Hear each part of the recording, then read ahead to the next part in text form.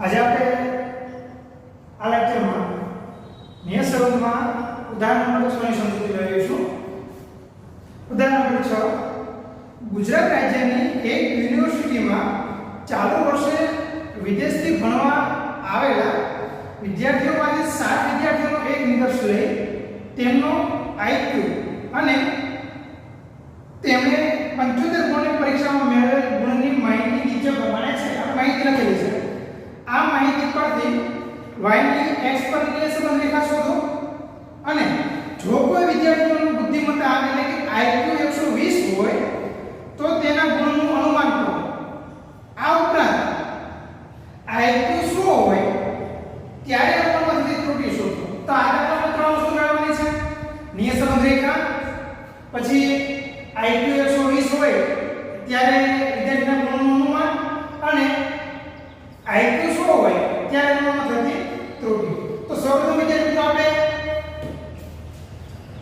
દાખલો બધા પહેલા x બાર અને y બાર ગણીશું. અહીંયા આપણે સરળ કરેલો છે 675 આનો સરળ થાય છે 361. x બાર બરાબર સિગ્મા x છેદમાં n, y બાર બરાબર સિગ્મા y છેદમાં n. 675 કેટલા વિદ્યાર્થીઓ છે? 7 વિદ્યાર્થીઓ છે. તો ભાગ્યા 7 કરીશું. કિંમત મળશે આપણને 96.43. 361 ભાગ્યા 7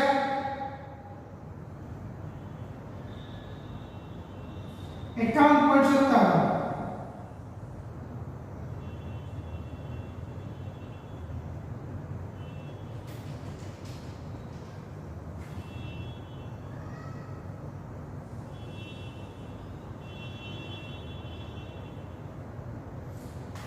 બંને મધ્યનો ગુણાકાર છે.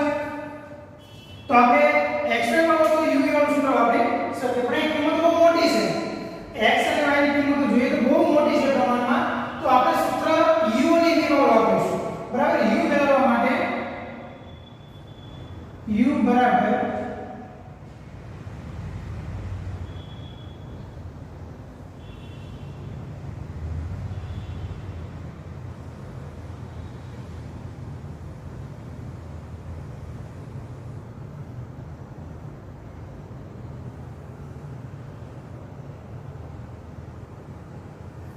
હવે u મેળવવા માટે આપણે આમાંથી કોઈ પણ સંખ્યા લઈ શકીએ.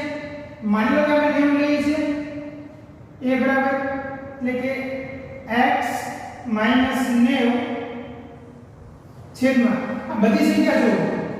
બધી સંખ્યાને 5 વડે ભાગી શકાય તેમ છે. તો ભાગ્યા આપણે 5 કરીશું. v મેળવવા માટે y - 50. અહીંયા આપણે 50 લીધા. કોઈ પણ સંખ્યા લઈ શકાય. આમાંથી છે તો પણ લઈ શકો, આમાં નથી. નીચે તો સંખ્યા પસંદ કરવી છે. વિચલન મેળવવા તો તમે મેળવવાનો ઉપયોગ કરી શકો છો. આ 90 ની જગ્યાએ તમે માની લો 96 હતી તો 96 પણ બાદ કરી શકો. કોઈ પણ સંખ્યાને બાદ કરી શકો.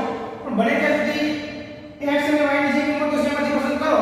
તો આપણે જ્યારે કોઈ શૂન્ય થઈ જાય ત્યારે ગણતરી ઓછી કરવી પડે. બને ત્યાં આમાંથી પસંદ કરવા માટે આગળ રાખો. હવે આમાં ભાગાકાર માટે જોઈએ આ બધી સંખ્યાઓ જે છે તેને 5 વડે ભાગી શકાય. પરંતુ આ સંખ્યાને 5 વડે ભાગી શકાતી નથી. તો ભાગ્યા 5 કરી શકીએ નહીં. હવે આ બધી સંખ્યાઓ છે 46 50 50 60 70 આ બધી સંખ્યાને તમે 2 વડે ભાગી શકો છો. પરંતુ 45 ને 2 વડે ભાગી શકાતા નથી. તો કોઈ એવી આપણે સંખ્યા મળતી નથી કે જેના વડે નિશ્ચિત ભાગી શકો. તો આપણે ભાગ્યા કોઈ સંખ્યા કરવાની જરૂર છે નહીં. ગણતરી કરીએ. x - 90 ભાગ્યા 5. x એટલે 85 85 માંથી 90 બાદ કરીએ અને એને 5 વડે ભાગીએ તો આપણી કિંમત મળશે -1. બરાબર. 95 - 90 એટલે 5 હશે. 5 ભાગ્યા 5 કરો એટલે કિંમત 1 મળશે. 100 ભાગ્યા 100 - 90 તો આપણે મળશે 10. 10 ભાગ્યા 5 કરો કિંમત મળશે 2. અહીંયા આપણી કિંમત મળશે 0. 110 છે. 110 માંથી 90 બાદ કરો તો 20 મળશે. 20 ભાગ્યા 5 કરો એટલે આપણને મળશે 4. પછી 125 છે. 125 છે એટલે આપણી કિંમત મળશે 12. 125 માંથી 90 બાદ કરો તો કિંમત મળશે 35. 35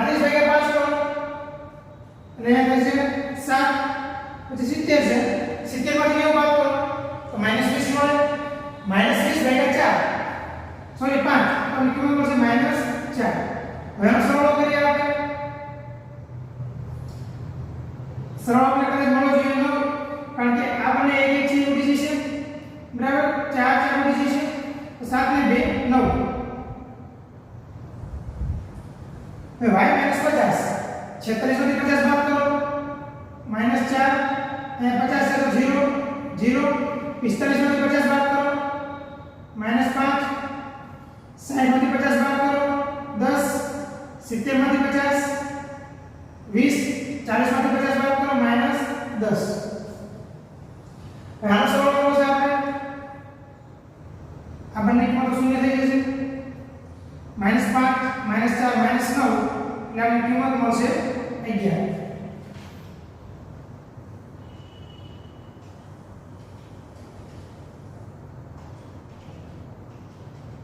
બરાબર છે.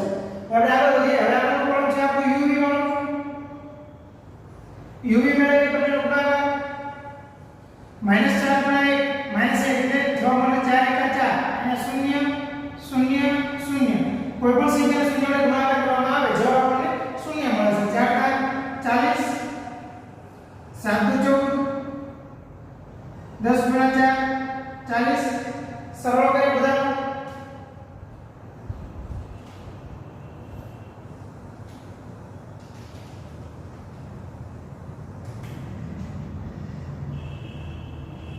બસો ને 24 સરળ છે 224. બરાબર. જરૂર પડશે u સ્ક્વેર ની u સ્ક્વેર મળે 1 નો વર્ગ 1 નો વર્ગ 2 નો વર્ગ 4 0 4 નો વર્ગ 16 7 નો વર્ગ કરવાનો છે 49 4 નો વર્ગ થશે 16. સરળ કરવા માટે 1 2 2 4 6 16 ને 6 22. સરળ કર્યા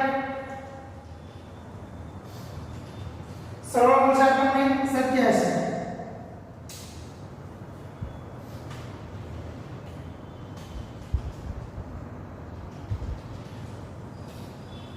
હવે આપણે નિયમ દેખવા માટે સૂત્ર મૂકીએ. નિયમ સંબંધ રેખા y કે બરાબર a bx. બીનું સૂત્ર મૂકીએ n sigma uv minus sigma u ગુણ્યા સિગ્મા v છેદમાં n sigma u square minus sigma u નો સ્ક્વેર. સૂત્ર પૂરું કે બાકી રહેશે? હજી બાકી રહેશે. કેમ? કારણ કે તમે અહીંયા ભાગ કરેલો છે તો તમારે સાથે ગુણાકાર કરવો પડે. ગુણાકારમાં ગુણ્યા cy છેદમાં cx. બરાબર. હવે n ની કિંમત મૂકીએ. કેટલા વિદ્યાર્થીઓ માહિતી નથી આપણી પાસે? 1 થી 7 એટલે ગુણાકારમાં n બરાબર થશે 7 ગુણ્યા uv 224 માઈનસ સિગ્મા u 9 અને સિગ્મા v મળશે 11.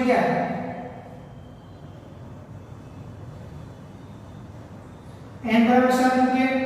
સિગ્મા u નો સ્ક્વેર સિગ્મા u નો સ્ક્વેર આપણને મળે છે 87. અહીંયા આપણે 9 નો વર્ગ કરીશું. જો હવે સિવાય તો y ની કિંમત આપણે કશાને ભાગેલા નથી તો સિવાય બરાબર શું થશે 1 છે. તો cx ની કિંમત મૂકીએ. cx બરાબર છે 5. ખાસ યાદ રાખો કે આપણે સિવાય બરાબર લીધેલા છે છતાં એક કિંમત મૂકવી જરૂરી છે. ગુણ્યા માત્ર 5 તો જવાબ ભૂલ પડશે. ઘણા વિદ્યાર્થીઓ સિવાયની કિંમત નથી તો cx બરાબર 5 મૂકી દઈએ તો 5 મૂકો તો આપણે આ જે કિંમત મૂકી સિવાયની છે તો કિંમત કઈ રીતે મળી છે? 1 ના છેદમાં 5. સિવાય બરાબર કાંઈ નથી તો 1 હોય, શૂન્ય હોય નહીં. હવે કિંમતો મૂક્યા ગુણાકાર કરી 224 ગુણ્યા 7 1568 માઈનસ 11 ગુણ્યા 9 એટલે 99 87 ગુણ્યા 7 કરીએ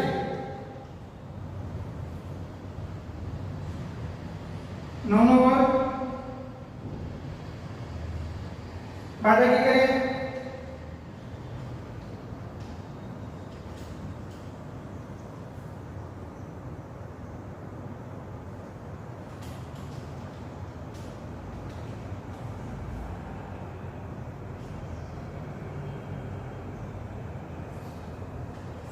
છેદમાં 500 સાથે 5 નો ગુણાકાર કરવાનો છે.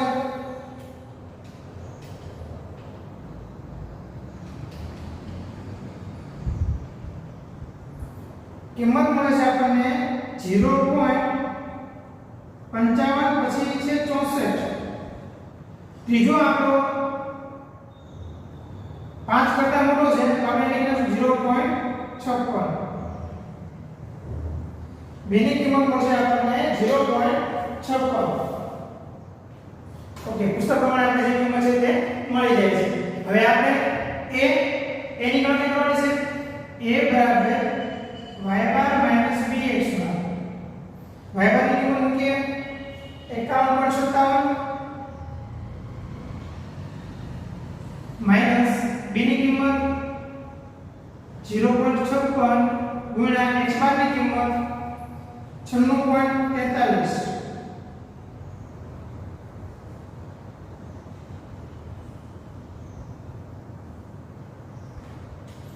પોઈન્ટ 56 ગુણ્યા 96.43 કરીએ, કિંમત મળે છે આપણને 54.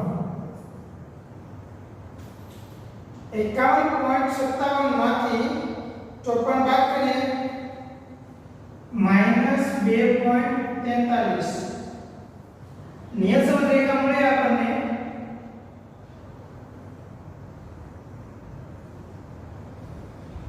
y કેપ બરાબર એની કિંમત ઉપરની છે -2.43 પ્લસ bx, b ની કિંમત 0.56 અને x. નિયત સમરેખા મળી જાય છે. ત્યારબાદ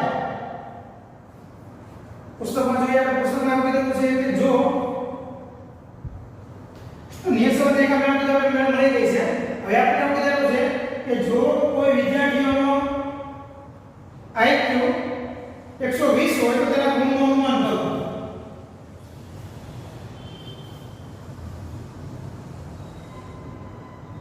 વિદ્યાર્થીનો IQ એટલે કે x બરાબર 120 ત્યારે ગુણ એટલે y નું અનુમાન. તો સૌપ્રથમ આપણે જે નિયત સમરેખા મેળવી છે તેમાં x બરાબર આપણે 120 મૂકવા પડશે. 120 મૂકશું. નિયત સમરેખામાં y કેપ બરાબર -2.43 પ્લસ 0.56x જે નિયત સમરેખા લીધી આપણે. હવે તેમાં x ની કિંમત બરાબર 120 મૂકીએ. 0.56 ગુણ્યા 120 67.2 માઈનસ 2.43 પ્લસ 67.2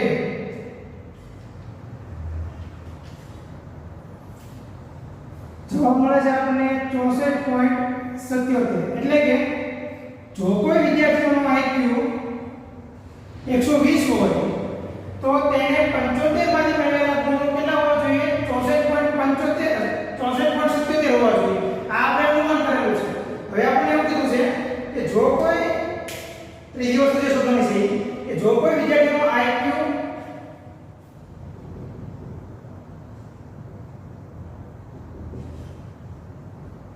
100 હોય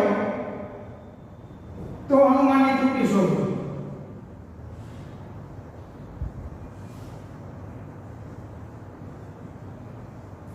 તો હવે અનુમાનમાં ત્રુટિ શોધવા માટે સૌપ્રથમ આપણે અનુમાન તો કરી નિયત સમરેખા છે એના માટે શું માટે પહેલા અનુમાન કરીએ. y કેપ બરાબર -2.43 પ્લસ 0.56x પેલા શું મૂકીએ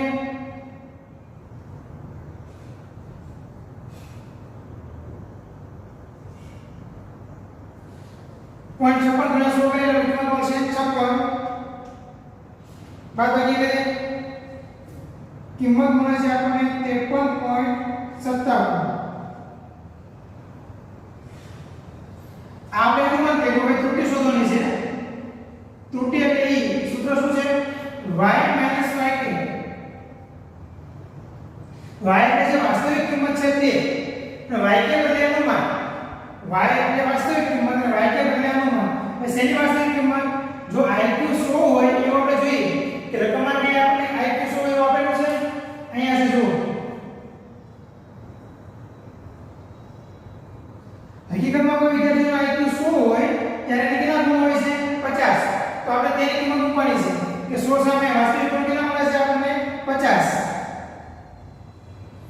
માઈનસ 53.57 50 માંથી 53.57 બાદ કરશો એટલે કિંમત મળશે આપણને -3.57 તો આપણે વિદ્યાર્થી મિત્રો જે નિયત રેખા બનાવી તેના આપણે એવું કહી શકીએ કે જો કોઈ વિદ્યાર્થીનો IQ 100 હોય તો એને કેટલા ગુણ હોવા જોઈએ 53.57 વાસ્તવમાં એવું થાય છે કે એક વિદ્યાર્થીના IQ 100 છે તો એના ગુણ કેટલા છે 50 તો -3.57 જેટલી આપણે જે નિયત રેખા તૈયાર કરી છે એના પરથી જે અનુમાન કરીએ છીએ તેમાં એટલી ત્રુટિ આપણને જોવા મળે છે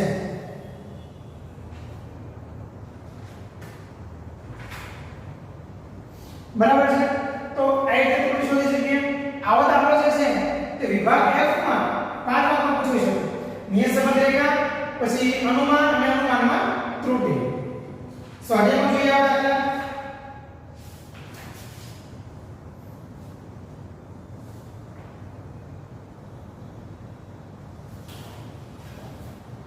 આજનું હોમવર્ક